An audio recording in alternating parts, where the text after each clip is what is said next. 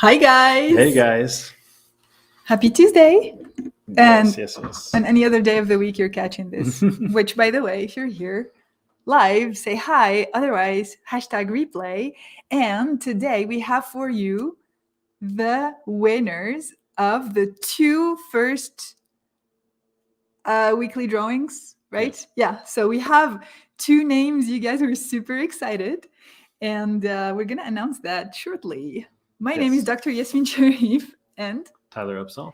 And we help home care and home health owners get nonstop client referrals and staffing using powerful tools and deep personal growth.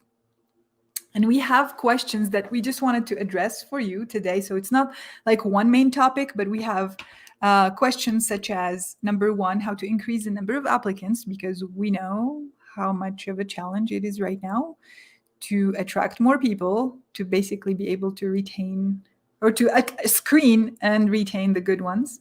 We have other questions regarding staffing. One from Jessica that asked how to politely pass on a candidate who does not meet your qualifications or is not a good fit, which is amazing. We love these questions. You guys, you and your home care brand deserve to be well represented. So it's super important that you bring this as soon as possible in your process. And that starts with your caregivers and the people who work with and for you. Third question is how to choose a business name. We have seen all kinds of names in our community. We're going to talk about good principles to pick a business name for those who have not crossed that just yet. And then how to choose an office space. And then who our two first weekly winners are. Yes. Awesome. So I'm going to pull up the live here. Go to the group because I've got the page. Okay. Or the page, I mean, not the group. Go to the page. Go to the page. Wait. Okay, you guys, let's dive right in. Okay, so if you have questions, we can't guarantee we get to everybody, but pop them in the chat, especially if they're pertaining to what we're already talking about. But anything is welcome. And often we'll get questions and then answer them on another live later, especially if multiple people are asking. Mm-hmm. The first question we want to address is how to increase applicants. Okay, so this starts with your ads. Job posting, otherwise said, yes. Yeah, so we talked about this in a post recently, but just kind of mentally go to the job postings in your mind. Have you ever, when you've been looking for a job, think about kind of what's there, and most of it is boring. Most of it is unattractive. It's very similar. It talks about, we're looking for this person, and they need these qualifications. Maybe it includes salary, maybe it doesn't. Super basic. What you need to do, first of all, is stand out. You cannot look like every other ad and expect to be the one getting the most applicants. If you look like every other ad, sorry, there's a guy blowing leaves out here. Perfect time. If you look like every other ad, then you have to compete on trying to get yours showing at the highest. You have to spend more ad budget. Instead, and that may be a good strategy to put more budget on your advertisement, but let's start with making your ad look unique, attractive, and speaking to the applicant. So how do you do this? You need to put yourself in the shoes of an applicant. Most home care owners that we talk to, not all, but most have been a caregiver themselves or nursing or something like that. Think about the times where, put yourself back in that place and then look at the ads and write your own ad from that perspective, something you would love to see, something you would love to know, something that would attract you in an employer. And feel free, to be different. Hey, Sherry. We're super happy to know you're here because we're drawing the 2 first weekly winners of our contest, and we're loving to see new names, familiar names. And if you're here live, say hi, okay, guys, because we're still drawing winners for this one live and the next ones. But back to, we were talking about staffing, and Tyler has such a beautiful point. This is crazy. We all have this, like, either not blind spots, but short-sightedness. We're just in our own shoes. And we think that, I don't know, whatever we're writing, it is something that, hey, Shay. Hey, Shay. Is something that's going to appeal. Obviously, there's a position available. We're seeing all that we're following a lot of home care business pages, and we're seeing all the caregiver job postings, and they're all very similar. It really looks like there is some major urgency because, like, we're looking urgently for caregivers for that and that shift, okay, and phone number. And that's pretty much it for everyone. And so we have conditions nowadays that are pushing you to, like, go and up your game, you guys, because there are tons of opportunities now for people who can work as caregivers and as something else. They have amazing benefits. They have amazing pay, and there are other perks to those positions. So it's up to you now to up your game in a way that, and we're not talking about benefits and pay. Here's the funny story, because one of our students had a job posting and she has incredible benefits, an incredible pay. She upped all of that to be attractive. And it's the most fascinating thing is that the caregivers were not even aware. But because the rest of the structure was super appealing and it was hitting points, she was getting more people on the phone, and not because of that same increased pay and benefits. So Tyler was right now talking to you about how to craft such ad or job posting to be as appealing as possible. Yeah. So some things. You want to be, if you want some ideas, you can go back and watch actually our student Jessica's interview. Okay, in there she talks about being creative with your perks.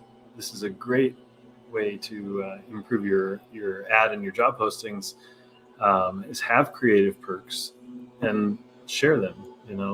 You want somebody to, in marketing we call it a pattern interrupt. You want something that is different enough that makes someone go, oh, and then it's attractive. And if you need other ideas, some ideas for you would be go to your current caregivers and say, what do you love about working here? And put that in the ad. Yeah. And when you have people leave, ask them, make it safe, and ask them why they went somewhere else. It's like, don't be upset with them, come with a great energy and say, what made you decide? Because we'd love to improve, and it's really okay that you're going somewhere else. Wish you the best of luck, but we'd love to know what it was. And you can get ideas that way. But the main point is your ad has to stand out, and it has to speak to the person reading it. So put yourself in their shoes, gather data, and test stuff, and don't be afraid to put things in your ad that aren't hyper ultra professional. Be more personal. Mm-hmm. And be descriptive. Don't think that anything is obvious because they're a caregiver and they've done it before. Okay, talk about what it looks like to do the job, and what you suspect they will love about it, and what you suspect they will love about working with you. And on top of monetary or other types of perks. Yeah, or you can mention our other caregivers love this. So, and then don't forget the call to action. So it may be obvious, it may not be obvious according to each platform, but make it obvious what they need to do at the end of the job posting to get in touch, or what the next step should be. The same thing applies also during either the interview or post-interview process. So, tell them what's next, tell them what to do. Like don't, and just to be clear, this is not putting your phone number, this is saying call today, and then your phone number. Perfect. Beautiful. And so, don't make anything too complicated, especially for someone who doesn't know you. The colder the relationship, and that's in marketing terms, right? So if the person does not know you, the action that you're going to ask them will have to be as simple as possible.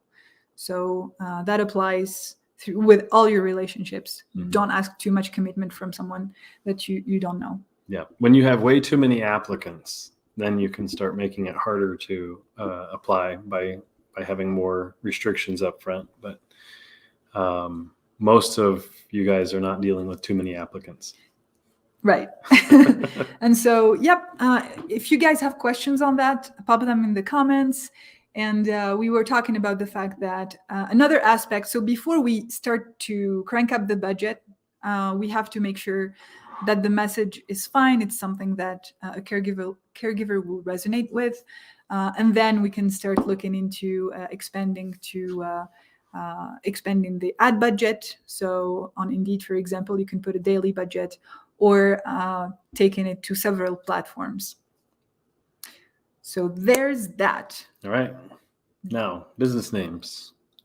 There was a question on staffing first before we move.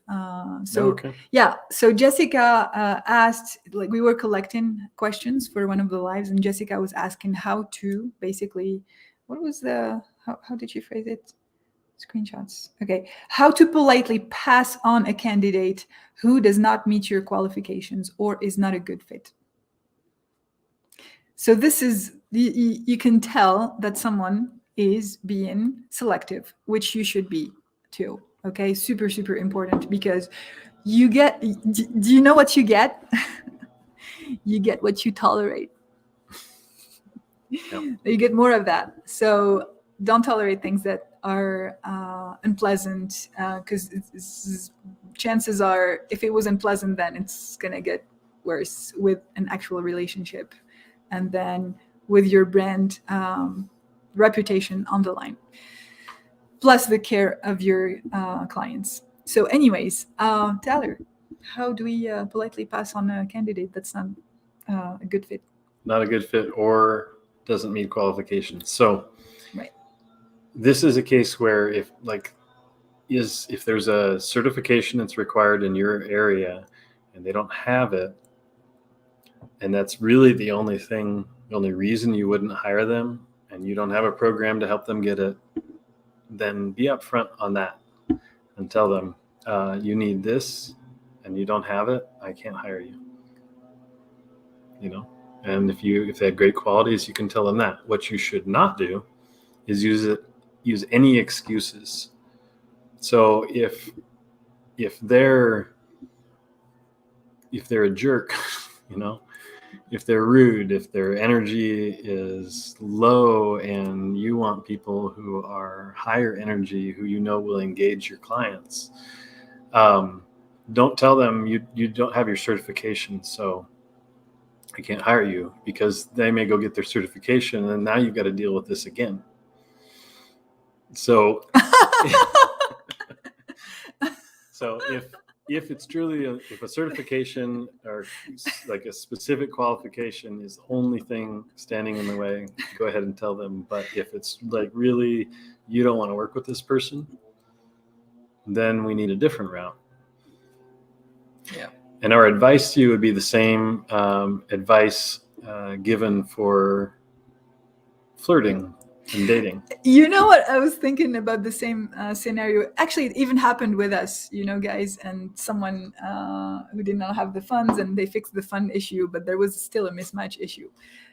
Same thing with, friend situation that was not conducive to any more than, friend zoning. And you give objections that are not the real objections, and then guess what? The objections are countered, and then you find yourself juggling with more and more things instead of just being upfront. Yeah. Be super comfortable with who you are, your criteria, and what you want in a non-judgmental way, but in a very, very safe and secure way. And you basically say, I don't believe this is a good fit. Yep. And you have to be careful, because you don't want discrimination charges or accusations, but you can really say we don't believe it's a good fit, and if they press and ask why, you can tell them you're going to have to be a little more direct, or you're going to have to cut it off.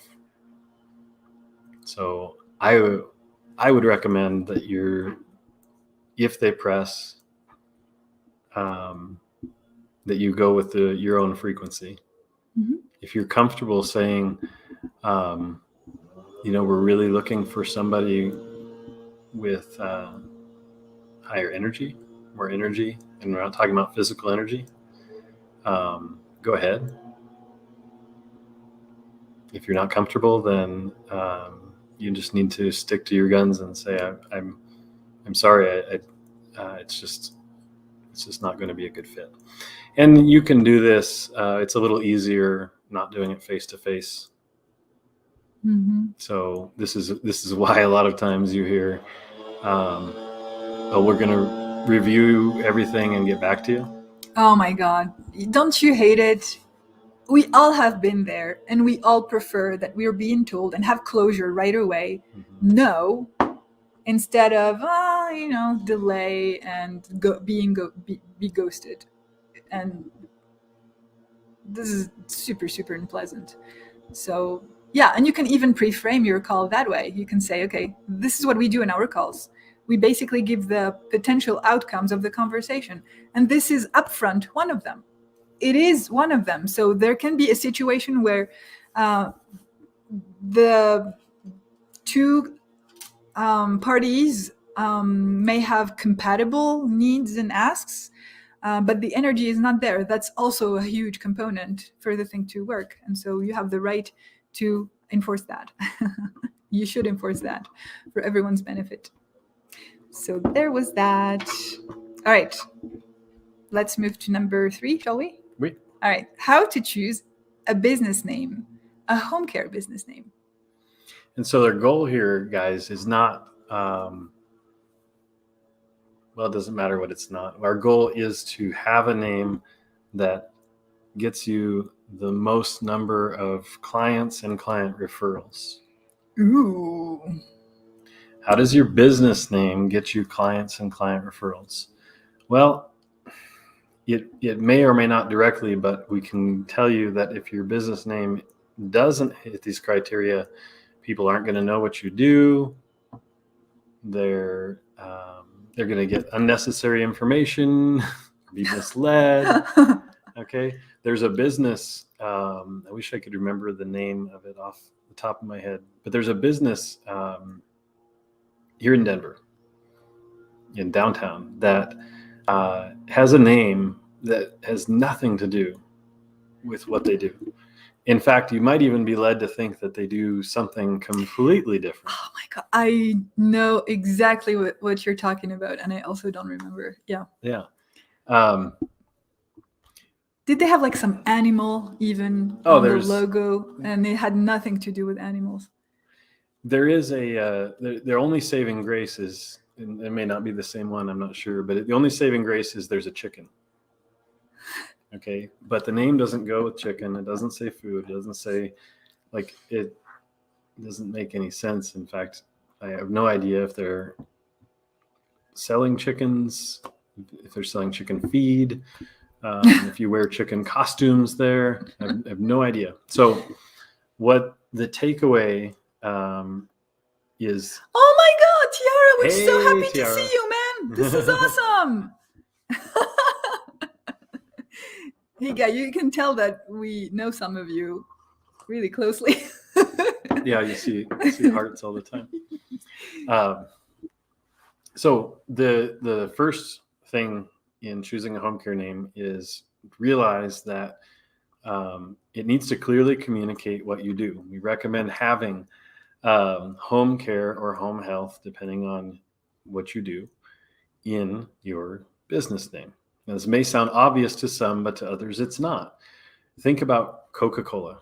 Everybody knows Coca-Cola, but put yourself in an alternate universe where you've never heard of it and you see just the name. You're not going to have any idea that it's a drink.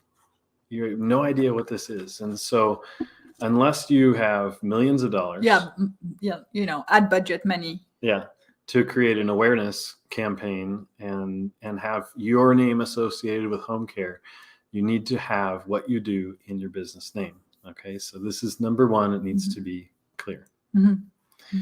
And number two is don't put unnecessary stuff in there. The number one unnecessary thing we see in business names and logo is LLC. Okay, if you have this in your business name, it's on your cards and stuff. Don't, like when you renew your cards, drop it out of there. Yeah, it's okay. You're gonna be okay, but do remove it as the next chance you get, because it's our brains, especially in marketing, you've got seconds to capture someone's attention and get them more interested. And when you use up their brain power with things that are unrelated to what you do, then you lose the opportunity to communicate other things. That brain power is gone, or it's confusing, and so they move on. So LLC, no. Inc, no, although I've not seen Inc before. I've not seen Inc, but you guys just look around and see how many, burger places have LLC in them. Yeah. And any other businesses, nails businesses, you don't see these things. It's so funny. I don't know why in the home care industry we see so many LLCs. You see it in landscaping too. It's really generally what we see is it's small businesses, people who come without business background, and it's not a dig whatsoever. It's just, we're proud, right? We got our LLC. We're proud of it. We want to tell people. And so the intention we love, but for your customer or your potential customer, it's unnecessary. There is a third criteria if you... I have two more, but please. Oh, okay. So third criteria is we are all leaning towards love in ourselves, our features and our quirks and all of that. This is a business to serve your clients, so it has to speak to your clients. And so the third advice here is make it speak to your clients, comfort and safety and all the things that you want them to feel by being taken care by you. Take care of by you. So we have seen names that were like fully centered around self. Yeah. And I mean, you add home care, it lessens the prejudice. My Purple Home Care LLC. I wish I had some top of mind, but yeah, we've seen a few that were centered around self, and we have seen other ones that were really exactly the opposite. This applies to all of your marketing. Mm-hmm. They don't care about how cool you think you are. They care about what you can do for them and the feeling you can create for them.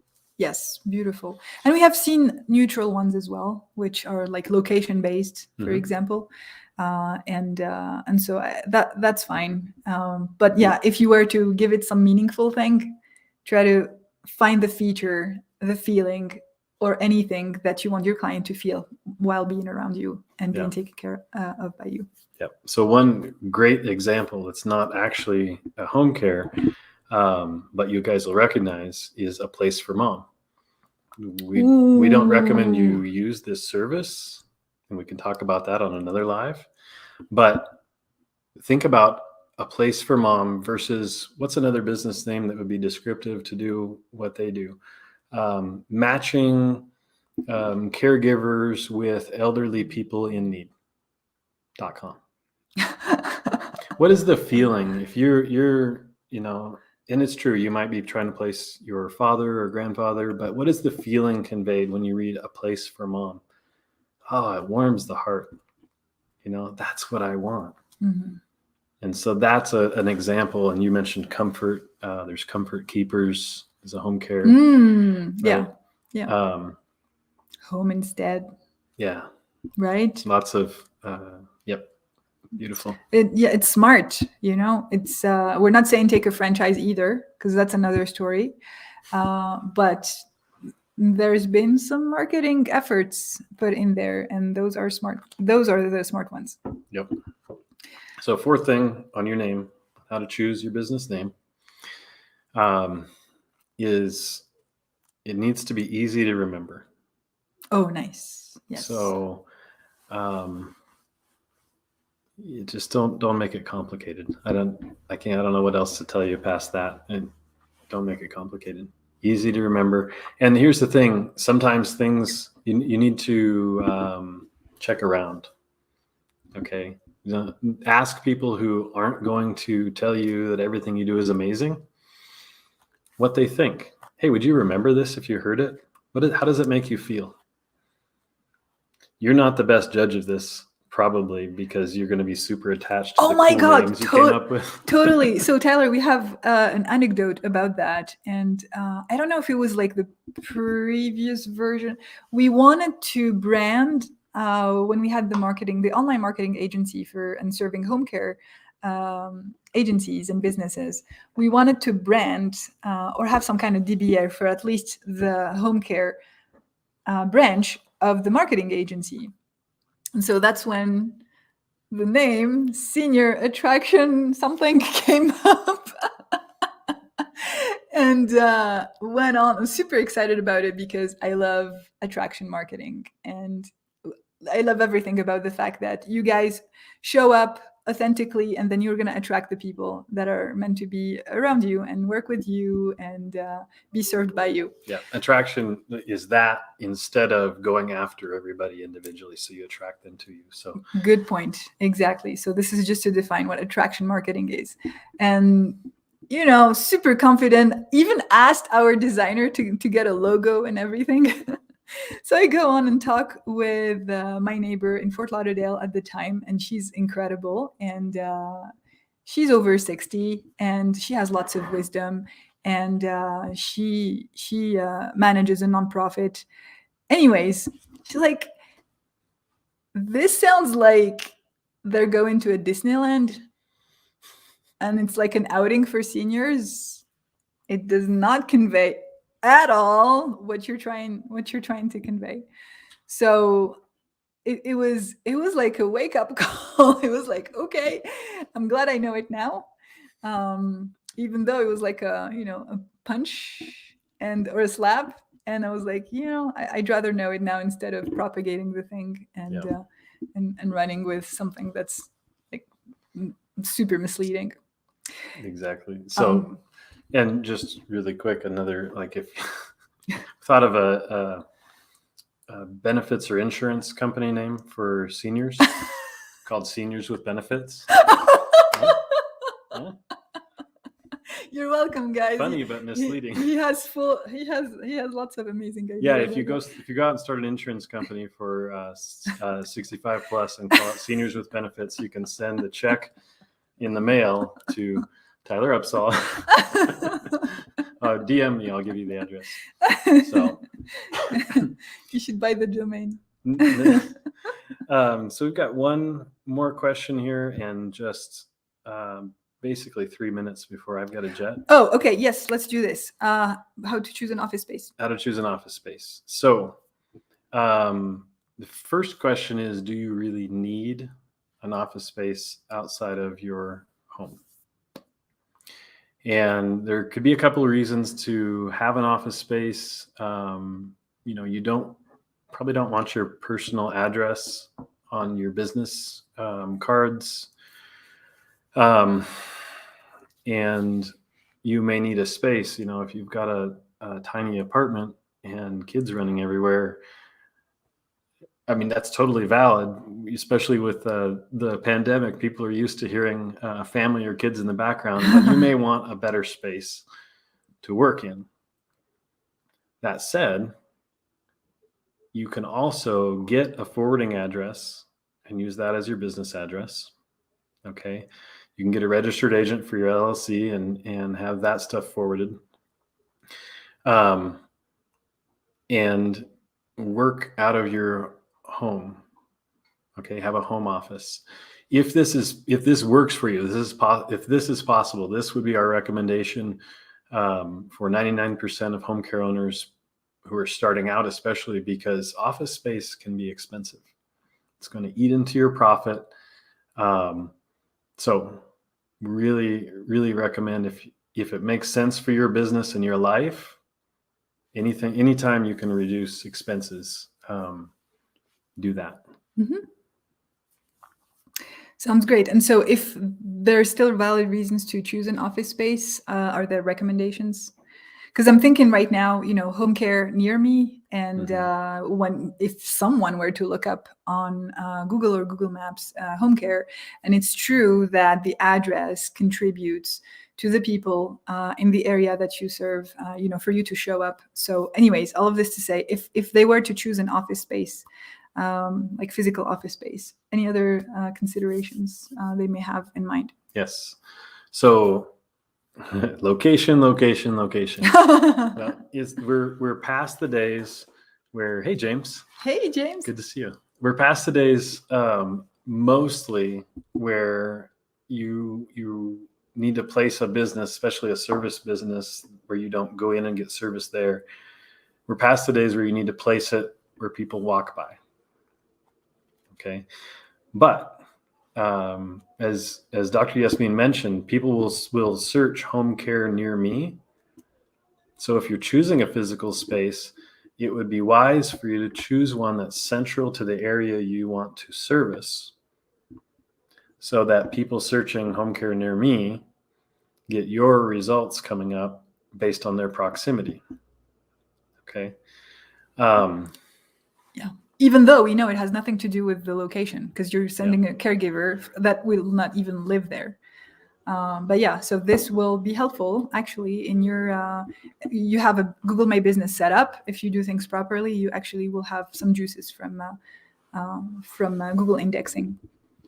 Nice. And you can accomplish this with a forwarding address, by the way. So if you do go this route of having a home office and a business address that's actually just a virtual address, then nice. Find one that's central to the area you want to service. So if you're at the southern tip of the area of town and you service the whole town or county, then go find something in the middle. Okay, whether it's your physical location or not. I love it. Okay, do we have a couple minutes to announce the winners? Yes, let's announce. Okay, let's announce the winners. Okay, our first winner is... Guys, if you have any questions about this stuff, comment it. Yes. We'll try to come back later on. So as a reminder, we have like weekly drawings, and those who attend our our free trainings live, well, we pick... It's awesome. Someone is bringing something. I forgot the pom-pom. But every week we draw a winner, and all the winners get to participate in a breakout coaching session with your coaches. And so we have our first 2 weekly winners. Yes. And we have, like, do you want to go ahead and drum? I wanted to tell everybody this is super... I mean, you have to decide if you're excited, but this is super exciting because we've never done this before. Okay. Normally, to get this kind of access to us where we're answering questions directly and have you on camera, and are diving into any of your issues, you have to be a paid student of ours. Mm-hmm. And so this is an opportunity for the winners to not only get some very direct advice and help with their business. And by the way, we're huge on mindset. So don't be surprised if you think it's a tactical issue and we come and share that the mindset actually would be more helpful. Your beliefs. Yeah. Mm-hmm. But it's super, super valuable. Yeah. Okay. So we're really excited to try this out, and you get a taste for how we work, and you may even decide whether or not you'd like to work with us in the future based on that. But okay, so drum roll. Sure, go for it.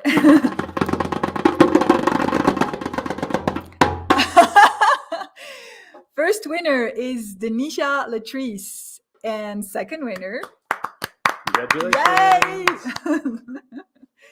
And second winner is Sherry McRae Bond. And you guys, we're super excited to have you in one of our coaching sessions. We're going to tag you. And if someone heard about you and you're not here, please tag them. So they are our first winners. And we're going to draw a winner for this session as well on another occasion. But congratulations to our two first winners. Yes, congratulations. And genuinely, like when these names came up, we were super, super excited for you guys. Yes. So.